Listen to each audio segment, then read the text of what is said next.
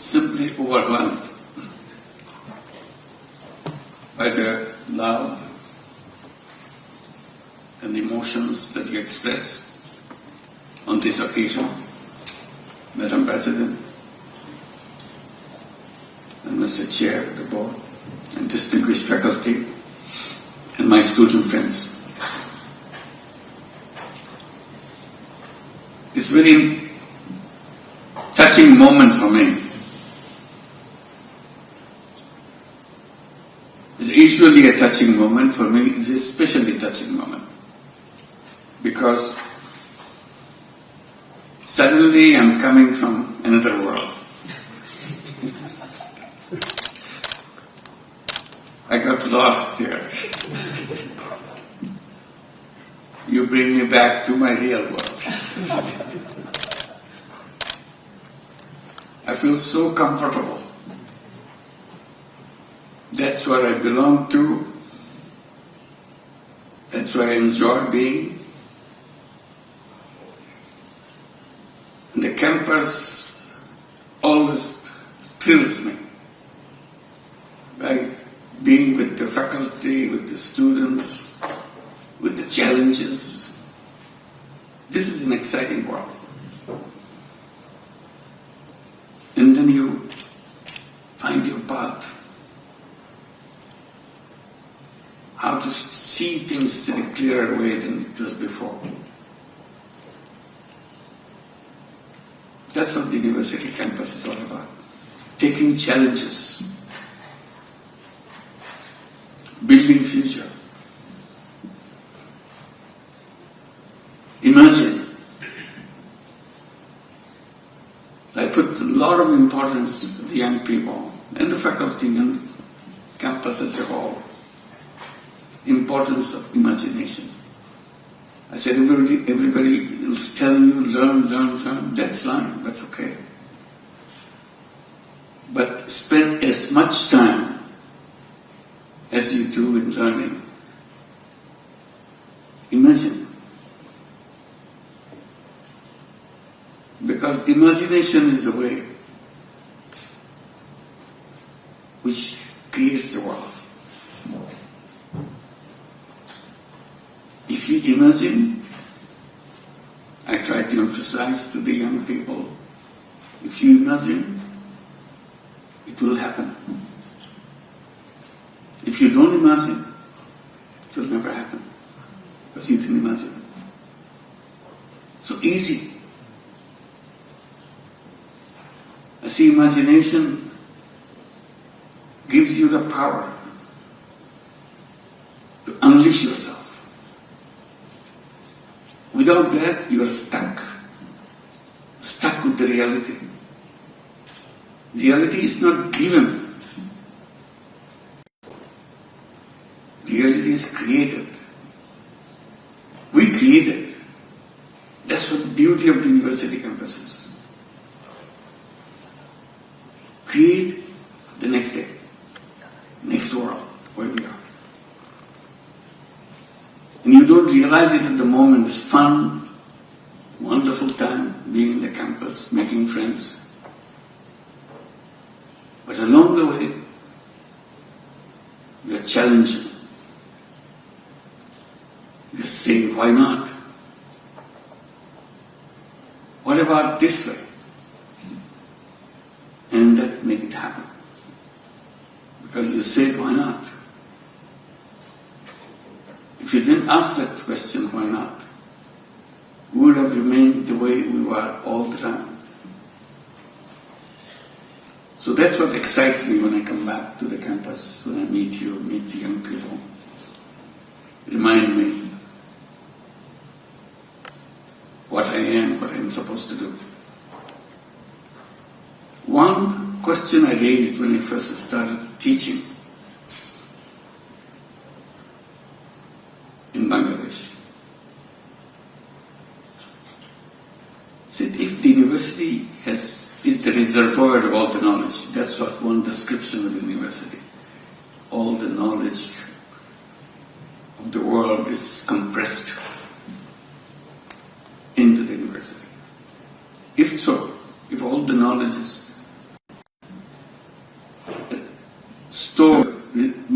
reservoir, the campus. How come you have so much power outside your door in Bangladesh? How come your knowledge doesn't spill over to them? Maybe your reservoir doesn't have anything. You're faking it. If there's a real thing, it should have come out. Solution would be long found. I said, there should be connection between the people who live outside the campus and the people who are practicing, learning, teaching within the campus. Now, there is distance. You don't want to pay any attention where you are located, who are people around you. Without them, knowledge has no meaning. Knowledge is for people. So you have people just one step outside your campus boundary. They don't know what you do. You don't know what they do. That pained me. I tried to cross the boundary. My colleagues in the campus hated it. They thought you are devaluing yourself. You are a professor. Why should you be with the farmers or the laborers, the shipbuilders? You demean us. I said, no.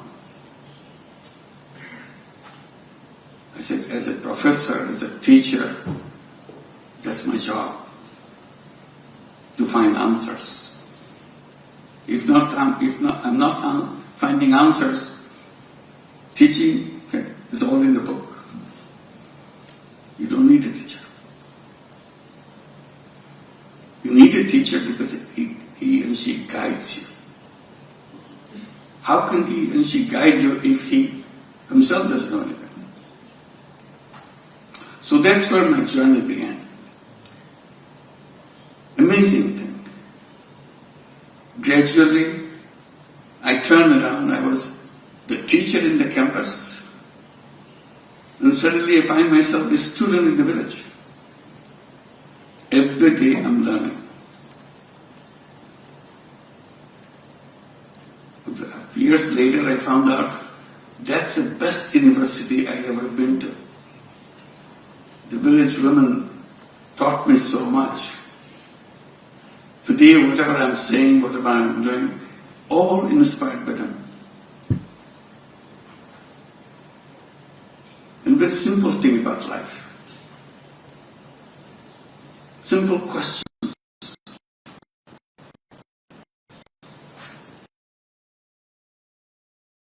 And first began with just giving tiny loans. I had no idea, no book tells me that I had to pay good. It's because of the necessity of the circumstances. Forced me to take action. Very innocent action. I didn't think it was an academic work I was doing.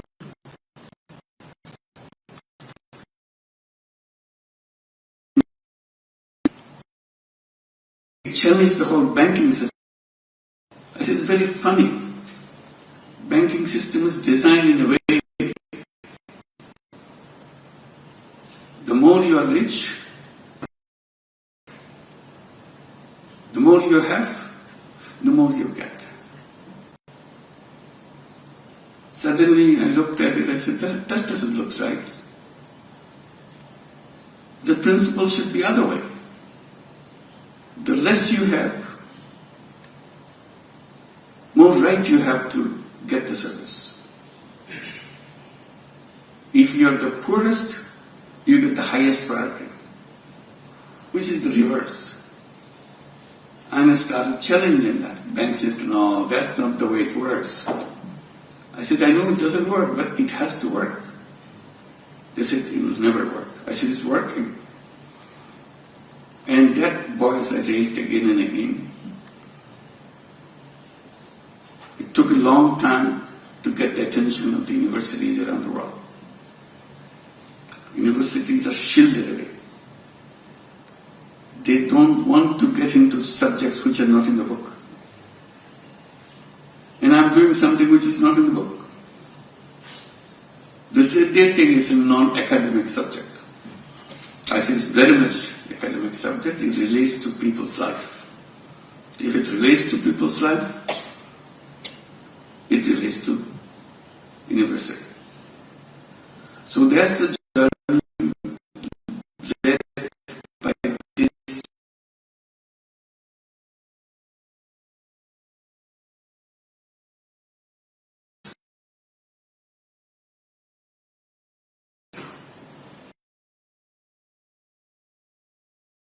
field and start talking. The civilization that we have built today, that we are so proud of the civilization, I could say it's a wrong civilization. And it's a self-destructive civilization. This civilization will kill us. Oh, how can it be? Look at the prosperity. Look at the way we are conquering everything. We are conquering the world. Yes, but you cannot sustain yourself. I give 3 reasons why we cannot.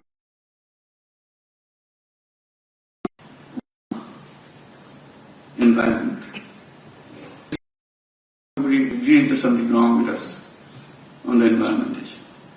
I say it's not about something wrong. It's inching towards destroying everything that we have. If you just simply take one aspect of it, there are so many aspects. Waste. I said the way we are fast exploding with waste.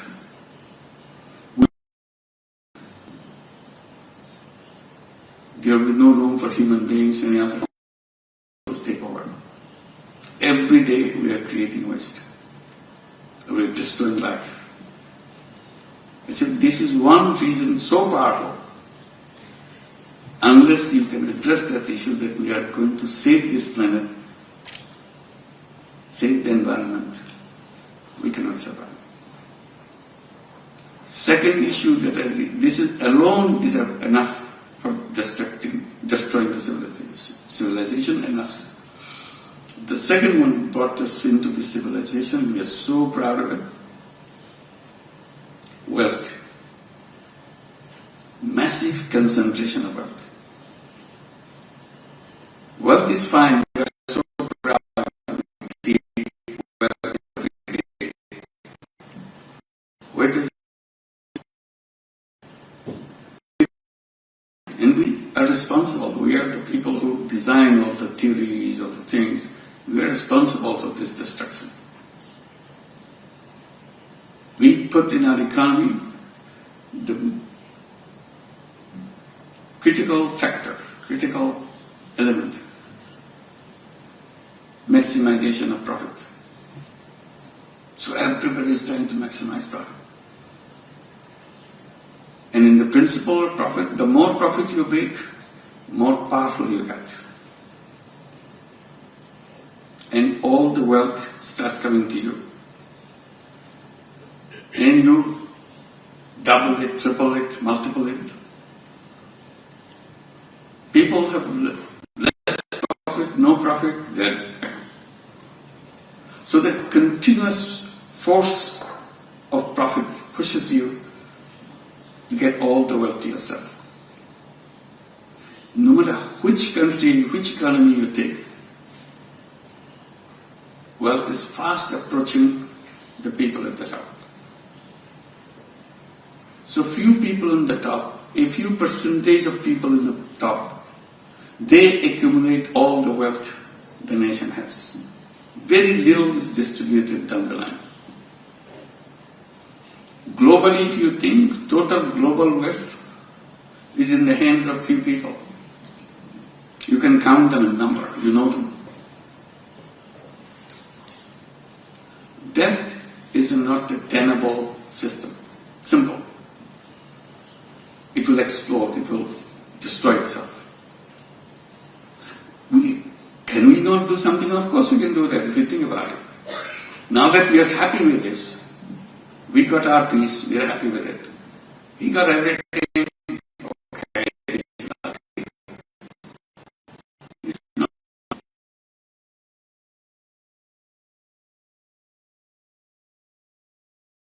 Every other people is as smart as him. Once you get big, bigger, you get the biggest. You continue. But everywhere is not. So that again, wealth concentration will be creating chaos everywhere. And it will explode. We have no solution for that. Unless we come back to, can we address that? And the third one, which will kill, destroy the whole world, is unemployment. We talk about employment all the time, but work for unemployment. We design technology, powerful technology. Where you need 10 people, now we need 1 people. Where you need 100, we now can do it 2 of them. So what happens to people who were left out? Because technology is moving in that. Now you have the artificial intelligence. You are so happy. You practically don't need any people, so they are so proud. Is it a good news? You don't need any people? An artificial intelligence can design things on their own. I said, oh my God.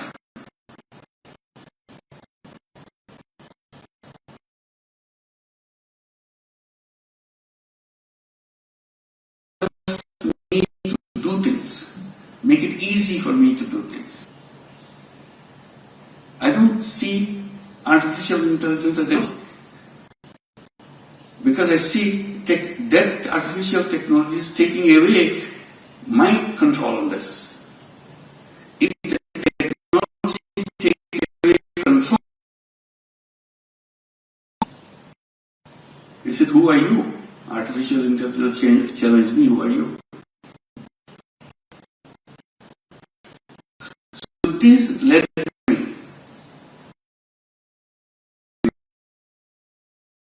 130 clubs. Simple idea, we can practice it. Simple idea because we are saying in a personal way, each one of us is a 30 club. Each person make a commitment. I will not do anything which needs to use fossil fuels, plastic. So I'll stay away from it. All the things which damages the earth. I will not contribute to waste. If I have one shirt, I don't need another shirt. Because another shirt is waste. But here we created an economy, buy, fashion, throw away. So you have to count it. So I become a person to save the planet. No waste from me. I do not seek jobs because job takes away my creativity. So unemployment will turn into entrepreneurship. I'm not looking for employment, so unemployment doesn't mean anything to me. That's how I was born, as an entrepreneur. But the school taught me to learn so that I can get a good job. So my orientation is, if I don't get a job, I'm useless. I'm a failure. I said, that's not true. You are born as an entrepreneur, as a creative person. He said, essence of human being is creativity. If you don't have creativity, you are nothing. Every single person has creativity. But we are so focused on pushing it down. No creativity, just follow the orders. I said, we are not slaves. But our system turned us into slaves. The more obedient I am, more progress I make in my job. I said, the whole purpose of being human being is totally defeated. So I've been entrepreneur. I can create the world that I want. So these are the 3 zeros. On top of it, another idea came and attached to it. Business for profit maximization. I said, who said so? We'll create business for no profit at all, for no personal profit. Company, business will make profit, but profit will stay with the business, not with the owner. Why I create that? I create business for solution of problems, for a purpose, not for making money. Only purpose in business today is making money. I said, no, that's not what it is. Business is a wonderful tool. But the question is, what do you use it for? You are using it for personal gain. They explained it away by saying, you know what? That's the way human beings are. They are selfish. They want to make money. That's why you have to build a system based on selfishness. Because that's the unique quality of human being, is selfish. I said, you misunderstood human being. Human beings are selfish and selfless. But you cut off the selfless part. You keep on with the selfish part. You build the whole world on the basis of selfish part and create a wrong world. If you address it as a human being, selfish and selfless, you would have 2 kinds of business. One is a selfish business, and another is a selfless business. And we encourage to create selfless businesses. Japanese young people love that. Many created big companies now. What we call social business.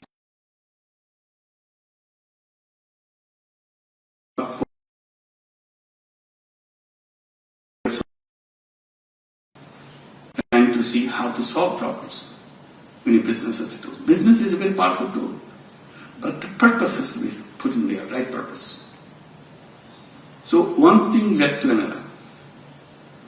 And it all happened because of the interactions, because of the debate, because when I'm taking my students with me to address something, they're raising questions constantly, and I'm trying to find answer for me, not for them, because I don't have the answer. When I have it, I say, shall we try this way, maybe this will work. And I say, this is fantastic. So whenever I come back to campus, as you did help me to do that, it's an amazing opportunity to look back